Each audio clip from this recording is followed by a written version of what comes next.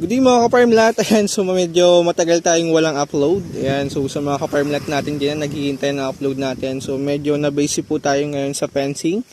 And yun mga ka-farmlat, kung may property kayo dito around Quezon, and planning nyo i-secure boundaries nyo, so gusto nyo bakuran, so pwede nyo po ako kontakin, so bibigyan ko kayo ng best offer mga ka-farmlat, so sa mga solid subscriber natin dyan, so bibigyan ko kayo ng affordable price, ayan.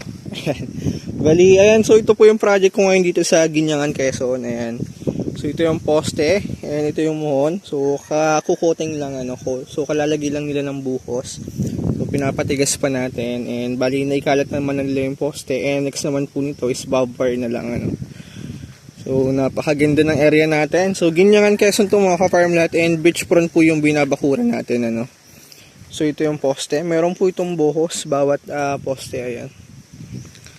So napakaganda.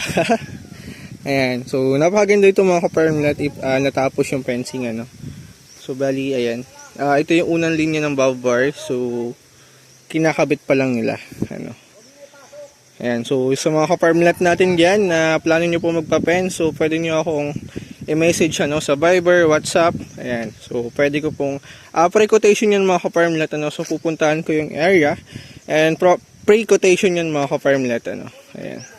So, pwede nyo akong isama, plano nyo mag-canvas.